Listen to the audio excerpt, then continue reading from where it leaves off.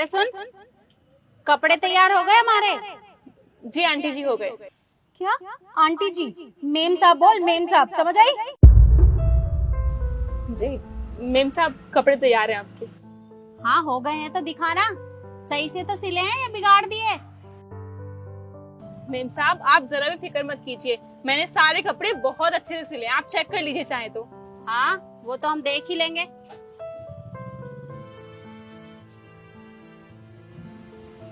लगता है अच्छे सिल रखे हैं। और ये कपड़े भी तो देने हैं ना? हाँ। अच्छा मेम साहब इनके पैसे? पैसे? अरे कहीं भाग के जा रहे हैं? पैसे दे देंगे। और वैसे भी कुछ दिनों में ना मेरी बहन की शादी है, तो वो सारे कपड़े भी तो हम तुमसे ही सिलवाएंगे ना, तो तभी कर देंगे हिसाब। ये तो बहुत अच्छी बात है। कौन से कपड़े सिलने हैं? अरे ये बैग दिखाई नहीं दे रहा तुझे? उठा इसे। जी मेम साहब। वैसे ही कपड़े। अरे तेरा दिमाग खराब है क्या? तुझे पता है इसमें कितने महंगे कपड़े हैं? अगर खराब हो गए तो तेरा बाप भरेगा पैसे। मेम साहब गलती से गिर गया, मैं उठा देती हूँ। गलती से गिर गया? आप फिक्र मत कीजिए, आगे से ऐसी गलती नहीं होगी, मैं संभाल के रखूंगी। अगर इनमें से एक भी कपड़ा खराब हुआ ना तो पैसे नहीं मिलेंगे इनके, समझी? जी मेम साहब मैं ध्यान रखूंगी। आप ये बताइए कि आपको कपड़े कब तक चाहिए? ये कपड़े हमें 10 दिन के अंदर चाहिए। सिल देगी ना? 10 दिन के अंदर? मेम साहब ये शादी वाले कपड़े हैं, इन्हें सिलने में कम से कम 20 दिन का टाइम लगेगा, और अगर 2-4 दिन कम भी कर देते हैं तब भी 10 दिन तो बहुत कम हो जाएंगे। मेम साहब आप थोड़ा सा टाइम और बढ़ा दीजिए ना। देख मैं तुझे सिर्फ 10 दिन दूंगी, अगर 10 दिन में सील पाती है तो ठीक है, नहीं तो टेलर और भी है हमारे पास। नहीं नहीं मेम साहब आप तो बुरा मान गई, मैं आपको 10 दिन में सिल के दे दूंगी। ठीक है, और अच्छे से सिलना। एक भी कपड़ा अगर बिगड़ा ना तो देख लेना, इन किसी भी कपड़ों के नहीं मिलेंगे पैसे। जी मेम साहब मैं अच्छे से सिलाई करूंगी। चल बेटा।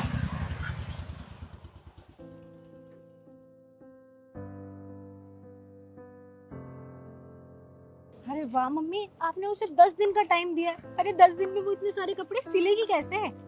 हाँ बेटा, 10 दिन का टाइम मैंने उसे जानबूझ के दिया है, क्योंकि मुझे तो अच्छे से पता है कि इतने सारे कपड़े वो 10 दिन में सिल ही नहीं पाएगी। और तू देखना, हमारे ये कपड़े भी फ्री में सिल जाएंगे और वो कपड़े भी फ्री में सिल जाएंगे। अरे वाह मम्मी, बड़े स्मार्ट हो आप तो। हाँ बेटा, और तू देखना शादी के सारे कपड़े मैं इससे कैसे फ्री में सिलवाती हूँ। चल अब।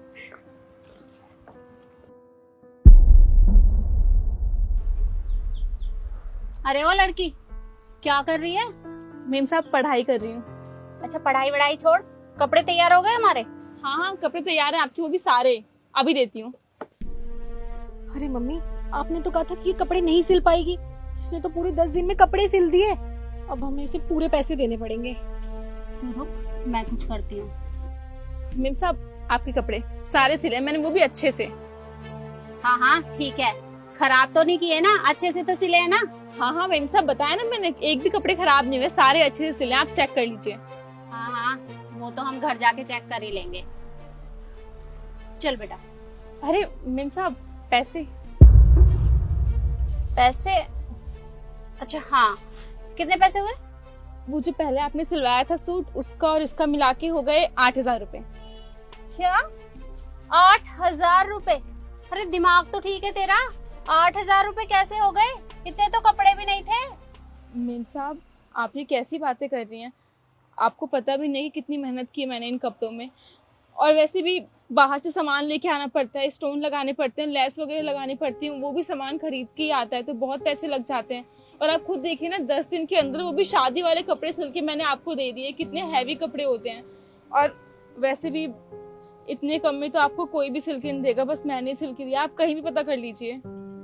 देखो हमें बेवकूफ बनाने की ना जरूरत नहीं है। अरे हम इतने बेवकूफ नहीं है, हमें नहीं पता कि कितनी सिलाई है और कितनी नहीं है। अरे हम अमीर हैं, इसका ये मतलब नहीं है कि तुम हमें ऐसे लूटोगी।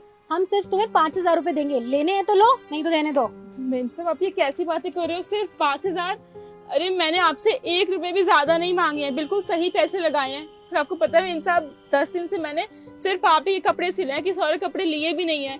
मेरे घर में तो राशन भी खत्म हो गया, मैं इसी आस में बैठी हुई थी कि आप मुझे पैसे देंगे और मैं घर पे राशन लेके जाऊंगी। अब मैं क्या बताऊं घर पे सबको कि आप लोग इतने कम पैसे दे रहे हैं। मेम साहब देखिए, मैं आपके आगे हाथ जोड़ती हूँ, मैं बहुत गरीब हूँ, मेरे साथ ऐसा मत कीजिए। अरे तो ठीक ही तो कह रही है। ऐसा तूने इन कपड़ों में किया ही क्या है जो हम तुझे 8,000 रुपए पकड़ा दें? देख 5,000 लेने हैं तो बात कर, वरना हम जा रहे हैं। नहीं नहीं मेम साहब, ये तो बहुत कम है, लेकिन आप दे दीजिए। अब आई ना ठिकाने पे।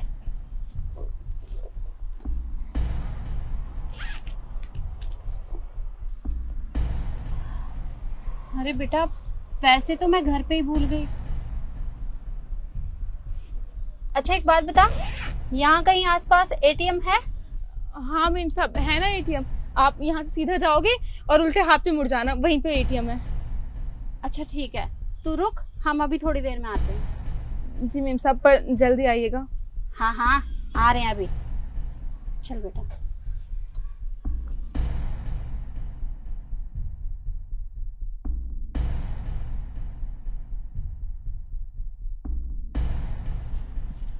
वैसे मम्मी, आपके पास तो पैसे थे ना, तो फिर आपने उसे दिए क्यों नहीं?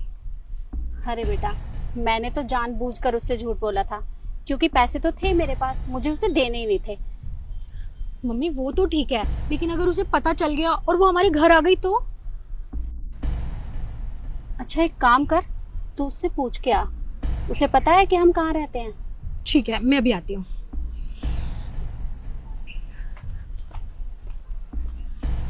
ओए लड़की, तुझे पता है कि हम कहाँ रहते हैं? नहीं मेम साहब, मुझे कैसे पता होगा? आप लोग पहली बार ही तो आए थे मेरे पास, मैं नहीं जानती आप कहाँ रहते हो। क्यों, कोई दिक्कत है क्या? नहीं नहीं, कोई दिक्कत नहीं है, तू इंतजार कर, हम आते हैं। जी।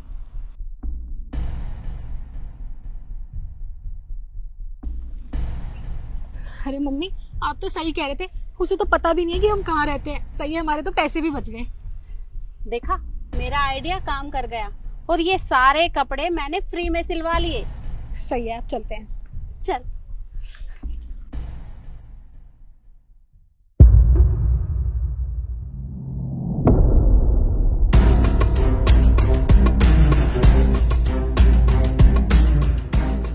अरे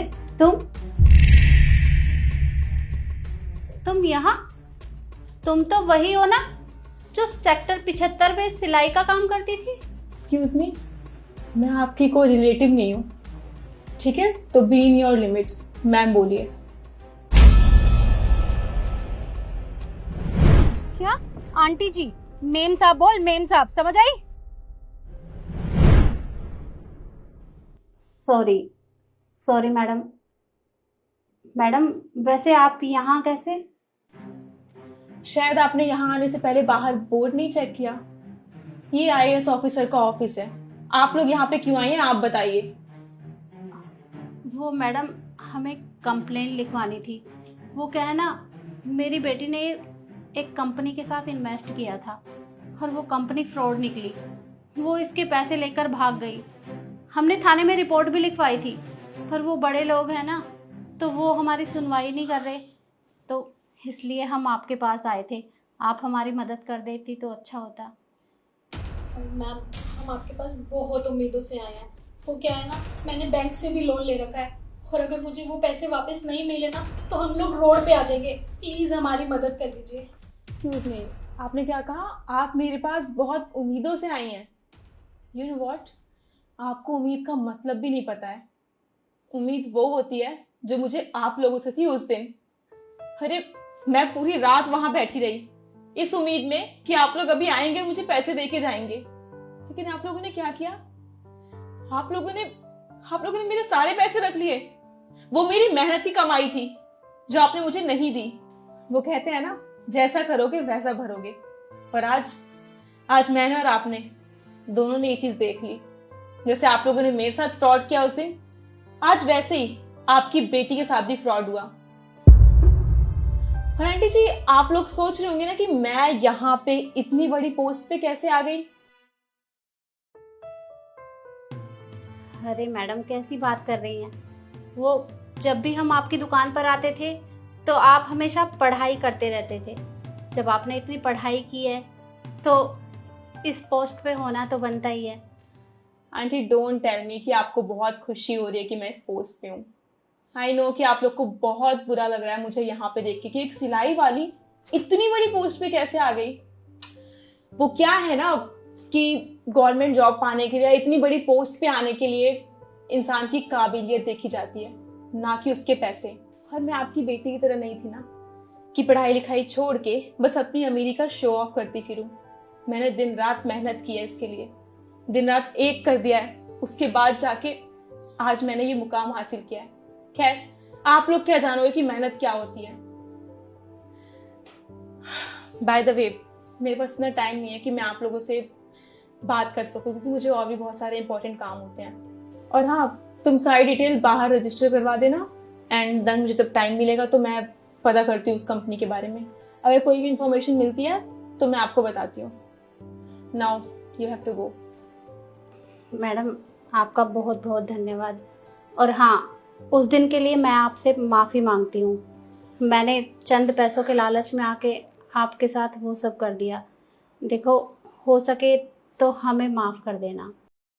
आंटी जी, मुझे आपकी माफ़ी की कोई ज़रूरत नहीं है, और वैसे भी मुझे कोई फ़र्क नहीं पड़ता कि आप मुझसे माफ़ी मांग रही है या नहीं। आपने जो किया वो गलत था। खैर, मैं आपको एक बार ज़रूर बोलना चाहूँगी, आगे से किसी के भी साथ ऐसा करने से पहले 100 बार सोच लेना। आपका बहुत बहुत धन्यवाद madam. It's okay, it's my job. चलो बेटा। और मैं आप लोगों से भी यही बोलना चाहूँगी कि कभी भी किसी के हालात का फ़ायदा नहीं उठाना चाहिए। वीडियो आपको कैसी लगी हो कमेंट में ज़रूर बताएं। धन्यवाद।